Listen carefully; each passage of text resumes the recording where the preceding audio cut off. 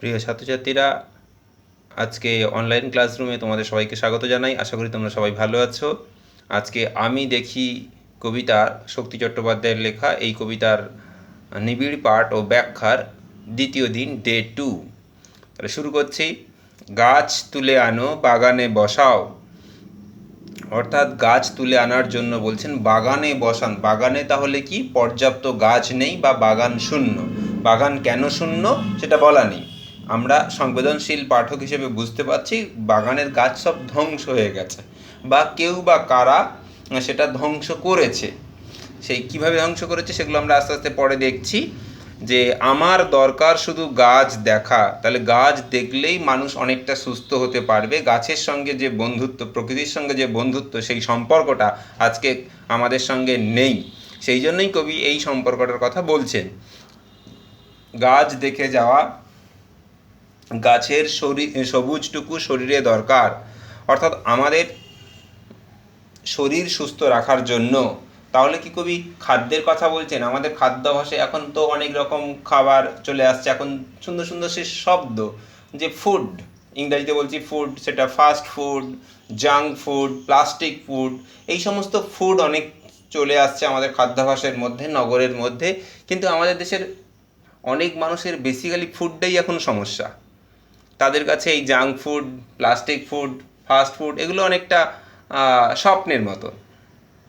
যাক, যে কথা বলছিলাম, যে গাছের সবুজটুকু শরীরে দরকার, অর্থাৎ শরীরকে সুস্থ, স্বাভাবিক, সচল রাখার জন্য আমাদের খাদ্যাভ্যাসেও সবুজায়ন দরকার।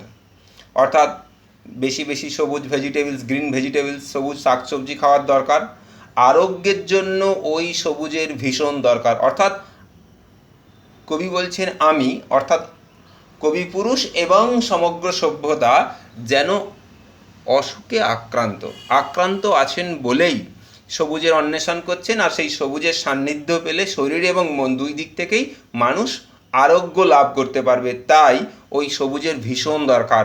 অর্থাৎ সবুজহীনতায় ভুগছে গোটা শহর, মানে কলকাতা বা অন্যান্য যে কোনো বড় শহর। এবং কবি দ্বিতীয় স্তবকে বলছেন, বহুদিন জঙ্গলে কাটেনি দিন, বহুদিন জঙ্গলে যাইনি, বহুদিন শহরেই আছি, শহরের অসুখ হাঁ করে কেবল সবুজ খায়, সবুজের অনটন ঘটে ডট ডট ডট। অসামান্য এই ডট ডটটার ভীষণ গুরুত্বপূর্ণ একটা বিষয়। কবিতার একটা দাঁড়ি, একটা কমা, একটা সেমিকোলন, একটি ড্যাশ অনেক তাৎপর্য বদলে দেয়, অনেক তার ডাইমেনশন তৈরি করে। তাহলে কবি একজন গ্রামেরই মানুষ ছিলেন, ছোটোবেলায় জন্মেছেন গ্রামে, বড় হয়েছেন কৈশোর, তারপর থেকে তিনি কলকাতায়।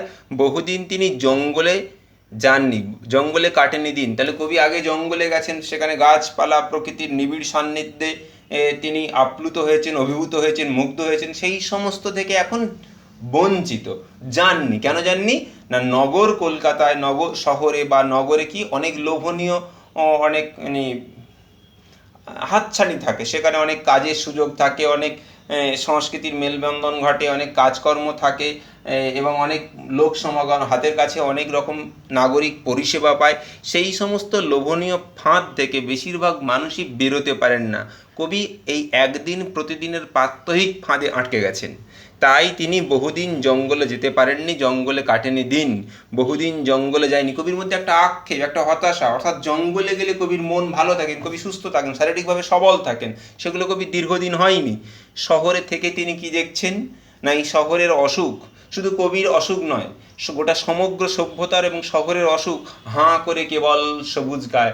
অর্থাৎ এই শহরের মানুষজনের যে লোভ, তার যে প্রত্যাশার হাঁ মুখ, সেই হাঁ মুখে বিভিন্ন গাছপালা, সবুজ জিনিস সব ধ্বংস হয়ে যাচ্ছে। অর্থাৎ কবি বলতে চাইছেন, এই যে কলকাতা শহরে এত এত ফ্ল্যাট তৈরি হচ্ছে, গাড়ি বাড়ি তৈরি হচ্ছে, বড় বড় উড়ালপুল তৈরি হচ্ছে, সব কি গাছপালা কেটে। তার ফলে কি হচ্ছে, এটা একটা শহরের অসুখ। সেই জন্য শহরে নগরায়ণ ঘটছে, উন্নয়ন ঘটছে, পাশাপাশি হচ্ছে উষ্ণায়ন, কিন্তু সবুজায়ন হচ্ছে না। তাই বলছেন সবুজের অনটন ঘটে ডট ডট, মানে অনন্তকাল ধরে চলছে এটা। সেই জন্য ডট ডট দিয়ে বোঝাতে চেয়েছেন একটা অসীম সময় ধরে, একটা অনেক বড় সময় ধরে এটা ঘটে চলেছে এবং আগামী ভবিষ্যতেও সেটা ঘটবে। তাই তিনি বলছেন আসলে ব্যাপারটা কি, এই যে শহরের উন্নতি হচ্ছে, এই উন্নয়নের প্রশ্নে সরকারি আইন যে আছে তাকে বুড়ো আঙুল দেখিয়ে পুলিশ প্রশাসনকে পকেটে পুরে নিয়ে প্রমোটাররা কি করছেন না বৃক্ষ নিধন করছে। তারা একটা যেন উৎসবে মাতোয়ারা হয়েছে, পরিবেশ আইনকে ঠান্ডা করে ঘুম পাড়িয়ে দিয়েছেন, নির্বিচারে নির্মাণ করছে বহুতল আবাসন। কি চমৎকার নাম, তাতে বিভিন্ন নতুন নতুন শব্দ আমদানি হচ্ছে, 2 BHK 3 BHK, সব দামি দামি জিনিস তৈরি হচ্ছে। এবং বণিকদের যে বেয়ানা বুদ্ধিতে রাস্তার টার্নিংয়ে হোর্ডিং বিজ্ঞাপন টাঙানোর জন্য রাতের অন্ধকারে লোপাট হয়ে যাচ্ছে গাছ। যে গুটি কয়েক বেয়াড়া বনস্পতি পাষাণ ফুটপাতে পাথরে পা ডুবিয়ে কচি কচি পাতার পাঁজর ফাটিয়ে হাসছিল, সর্বকর্মা প্রমোটাররা তাদের সেন দৃষ্টিতে তাও কর্পূরের মতো উবে যাচ্ছে বিশুদ্ধ বাতাস, অক্সিজেন, সবুজ। দূষণ নিয়ন্ত্রণ পর্ষদের শংসাপত্র ছাড়াই আমরা কলকাতায় কি দেখছি, প্রচুর প্রচুর আসি যাচ্ছে, অসংখ্য অগণিত গাড়ি চলছে। তাদের কালো ধোঁয়ায় আক্রান্ত করছে বাতাসকে, নির্মল বিশুদ্ধ বাতাসকে। যে বাতাসের মধ্যে এই কার্বন ডাইঅক্সাইড মিশে যাচ্ছে, যে বাতাসকে পিউরিফাইড করতো যে গাছপালা, যে সবুজ পাতা, সেই গাছপালাই তো নেই। শুনশান শূন্যতা তৈরি হচ্ছে। বাতাসে মিশছে কার্বন ডাইঅক্সাইড, কার্বন মনোক্সাইড। বায়ু দূষণের পাশাপাশি যেন একটা পিচ্ছিল প্রতিযোগিতায় বাড়ছে শব্দ দূষণ।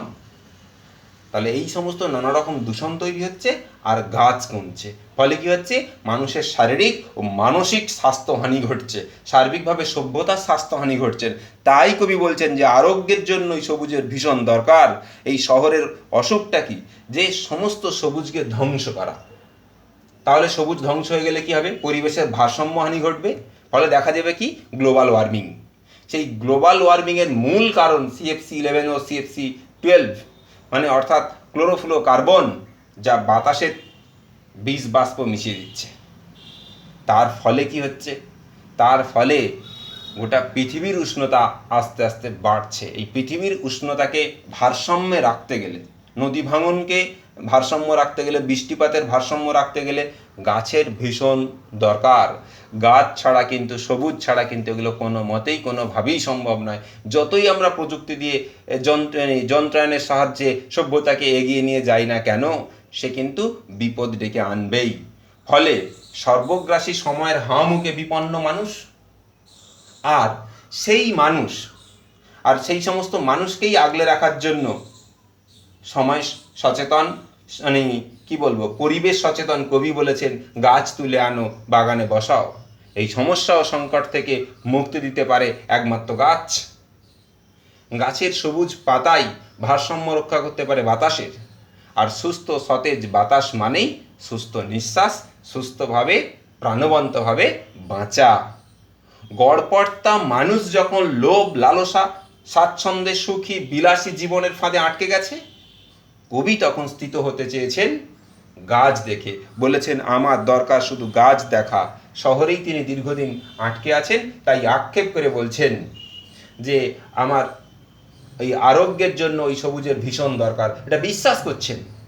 সবুজ অরণ্য ছাড়া মানুষের বেঁচে থাকার কোনো দ্বিতীয় উপায় নেই, অথচ মানুষ অরণ্যকেই ধ্বংস করছে, নির্মাণ করছে শহর। শহরের কি প্রয়োজন নেই? নিশ্চয়ই আছে।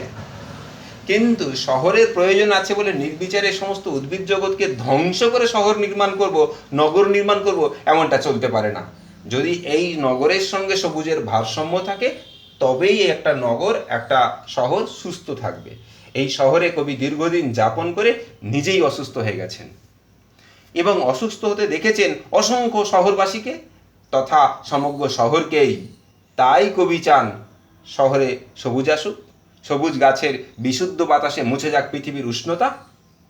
শহরের মানুষের সবুজের সঙ্গে কোনো শত্রুতা নয়, বরং গড়ে উঠুক বন্ধুত্ব। তাহলেই এই শহর হবে রোগমুক্ত শান্তিনিকেতন। নচেত কোনো উপায় কবি দেখতে পাচ্ছেন না। ব্যক্তিগত জীবনেও আরোগ্যের জন্য, মনের প্রশান্তির জন্য তিনি উপলব্ধি করেছেন সবুজের ভীষণ দরকার। কেননা সবুজ মানুষকে সুস্থ রাখে, তাজা রাখে, সতেজ রাখে, মনকে নির্মল করে। অথচ শহুরে মানুষ এখন সিনথেটিক জীবনযাপন করছে, অভ্যস্ত হয়ে যাচ্ছে একটা অন্যরকম উগ্র আধুনিকতায়। যেন অনেক বড় বড় অনেক বিল্ডিং বানাতে পারলে, আবাসন তৈরি করতে পারলে যেন উন্নয়ন হবে, মানুষ সুস্থ থাকবে। এই সমস্ত উন্নয়নের আসলে কাজটা কি? যে মানুষকে আরো বেশি সুখ স্বাচ্ছন্দ্য দেওয়া। কিন্তু এই যত পরিমাণ সুখ স্বাচ্ছন্দ্য আসছে, তার ভেতরে ভেতরে ভাঁজে ভাঁজে জমে যাচ্ছে অসংখ্য অসুখ। সেই অসুখ কবিকে কষ্ট দিচ্ছেন, কবি বুঝতে পেরেছেন। সেই জন্যই তিনি মানুষকে সজাগ হতে বলছেন, সচেতন হতে বলছেন, শূন্য বাগানে গাছ এনে সবুজে পরিপূর্ণ করার কথা বলছেন। যদি না করি তাহলে কি হবে? শহরের বুকে জেগে থাকবে যে সমস্ত মানুষজন, তারা প্রকৃতির স্পর্শ থেকে, প্রকৃতি মায়ের স্নেহের আঁচল থেকে বঞ্চিত হবে, বিচ্ছিন্ন হবে। তাই বলেছেন, বহুদিন শহরেই আছি, শহরের অসুখ হাঁ করে কেবল সবুজ খায়, সবুজের অনটন ঘটে। শহরের মানুষ নিজের সুখ স্বাচ্ছন্দ্যের কারণে বাগান মুছে সবুজ শূন্য করে বহুতলের ভিড়ে চিঁড়ে চ্যাপ্টা করছে আস্ত শহরটাকে। তার ফলে কি হচ্ছে? তার ফলে শহরের সৌন্দর্যহীন, শ্রীহীন, সবুজহীন, বিচ্ছিন্ন কোনো দ্বীপ। শহর যেন একটা বিচ্ছিন্ন দ্বীপ, যেখানে কোনো গাছ নেই, ডালে কোনো পাখি নেই, পূর্বের আকাশে সূর্য দেখা যায় না, তেল চিটচিটে নোংরা আকাশ ঝুলছে, দক্ষিণ দিক থেকে বাতাস বয় না, এইসব যেন লুট করে নিয়েছে প্রমোটার নামক সর্বগ্রাসী অজগররা। তারা গোগ্রাসে গিলে ফেলেছে। কিন্তু সংবেদনশীল কবি চান শহরে সবুজায়ন। তাই বলি, গাছ তুলে আনো, বাগানে বসাও, আমি দেখি। অর্থাৎ আমরা অন্য কবিতায় কি দেখেছি? মহুয়ার দেশ কবিতায় সমর সেন দেখেছি যে তিনিও নাগরিকভাবে যন্ত্রণায় ক্লিষ্ট। এই নগর জীবন তাকে ব্যথিত করেছে, রক্তাক্ত করেছে। নগর জীবন ছেড়ে দূরে দূরে, বহু দূরে পালাতে চেয়েছেন। কোথায়? না সাঁওতাল পরগনার মেঘ মদির মহুয়ার দেশে। আমাদের আলোচ্য কবি শক্তি চট্টোপাধ্যায় তা করতে চাননি। তিনি নগরেই থাকতে চেয়েছেন, বরং নগরের ভিতরে সবুজের অভিযান করতে চেয়েছেন। এই সবুজায়ন নিয়ে তো রবীন্দ্রনাথ কবিতা লিখেছেন, সবুজের অভিযান। ওরে সবুজ, ওরে অবুজ আধমরাদের ঘা মেরে তুই বাঁচা, ওরে আমার কাঁচা। এই যে সবুজায়ন রবীন্দ্রনাথ বলে গেছেন, তার পরবর্তীকালের প্রজন্মের কবিরা বলে গেছেন। বীরেন্দ্র চট্টোপাধ্যায়, তোমরা ক্লাস 8-এ পড়েছো সবুজ জামা বলে একটি কবিতা। এখন তো সবুজ শূন্য শহর, এইসব যেন লুট হয়ে যাচ্ছে। কিন্তু কবি চান আবার সবুজ হোক। তাই বলি, গাছ তুলে আনো, বাগানে বসাও, আমি দেখি। চোখ তো সবুজ চায়, দেহ চায় সবুজ বাগান। এই সবুজ বাগানের সান্নিধ্যে, সংস্পর্শে এলে আমাদের শরীর অনেক তাজা থাকে, তরতাজা থাকে। আর চোখ যখন সবুজ জিনিস দেখে, চোখের পক্ষে ভালো, স্বাস্থ্যের পক্ষে ভালো। অর্থাৎ সব মিলিয়ে গাছ ছাড়া মানুষকে কিন্তু কল্পনাই করা যায় না। গাছই মানুষের প্রকৃত পরম বন্ধু। কিন্তু মানুষ অন্ধের মতো হয়ে সেই গাছকে নির্বিচারে ধ্বংস করছেন।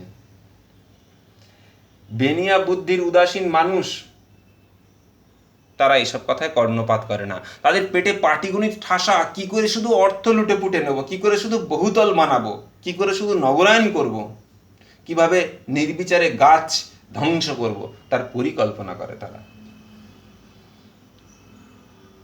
কিন্তু কবি মনে দেখা দেয় কি? এই সমস্ত পরিকল্পনা দেখে অবসাদ আর বিষাদ চেতনা। তাই কলকাতা ছেড়ে, উড়ালপুলে আক্রান্ত আকাশ ছেড়ে, নাগরিক উন্নয়নের আষ্টে গন্ধে ছেড়ে দিক চক্রবালে জঙ্গলে যেতে চান।